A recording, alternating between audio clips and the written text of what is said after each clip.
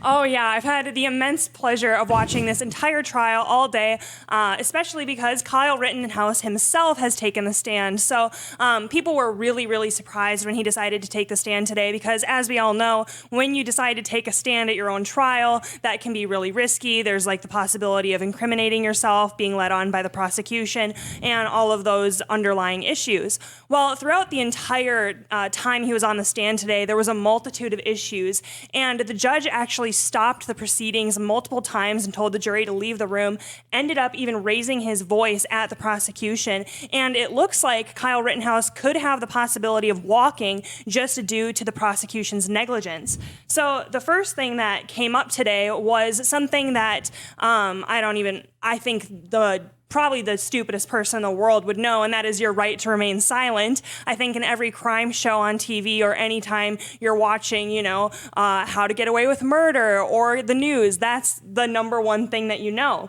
Well, the prosecution brought this up during the trial to Kyle and basically told him, why were you silent after we had charged you? And everyone in the room is like, wait, what? Why are they asking about that? And there was just a bunch of questions raised. And I know when I was watching it, I was really confused because I'm like, why would you be asking why someone was silent after they were charged on a crime? Of course, he's not going to go running to the media being like, here's this and here's this and here's this bye-bye account. So after the jury gets sent out of the room, his defense lawyer stands up and says, he, as in the prosecution, is commenting on my client's right to remain silent.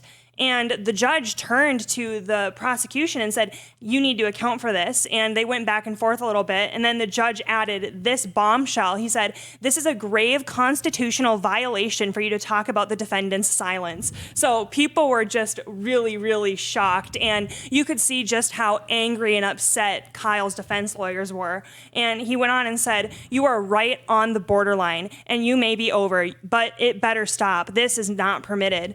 So this started this whole slew of issues throughout the entire case, and this ended up going on throughout his entire time. And eventually we get to the part that everyone's been waiting for, where Kyle ends up recounting what actually happened when he made the decision to pull the trigger, and he disclosed to the jury from his own standpoint what was told to him. And so he said, Rosenbaum, which is one of the men he shot, threatened to kill me twice, said Rittenhouse. And he was asked to describe the first time he threatened to kill him. And he said, me and Bach and Rosenbaum were walking with a steel chain. He had a blue mask around his face and was mad about something, and going around to me and Bach, asking if anyone is needing a medic. Then he screams at us, if I catch any of you expletives alone, I will expletive kill you. So it was really, really intense. And eventually he got this second threat from the same man. And he said, if I find you alone, I'm going to cut your bleeping hearts out and kill you, and then uses another derogatory name. And so these are two direct threats that were made to Kyle before this man eventually followed him, and that's when Kyle shot. So those are the two major issues here, and we actually have a video of the judge going off on the prosecution. Why would you think that made it okay for you, without any advance notice, to bring this matter before the jury? I was astonished when you began your examination by commenting on the defendant's post-arrest silence. That's basic law. It's been basic law in this country for 40 years, 50 years. I have no idea why you would do something like that. And it gives, I'll leave it at that. So I don't know what you're up to.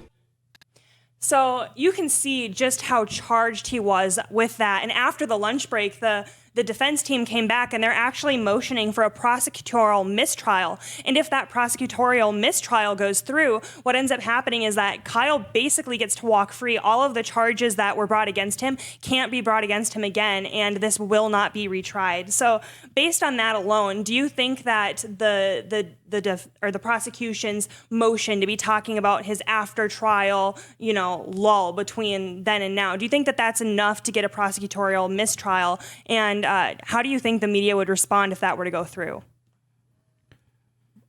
So I actually used to work in a legal department and spent too much of my time in courtrooms and gave testimony and worked with judges and lawyers quite a bit. And so I won't say that makes me any sort of expert on mistrials or even criminal proceedings, because all the stuff I was doing was civil.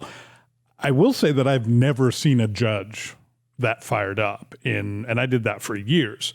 I've never seen a judge during a proceeding that animated about the conduct of a lawyer. It does not bode well for the prosecutor's case. And the judge is going to have a couple of options. He can declare a mistrial without prejudice, which means that the prosecution can file charges again if they want to. He could declare a mistrial with prejudice, or dismiss it with prejudice, rather, which would not allow that to happen. So there are, he has some options available to him.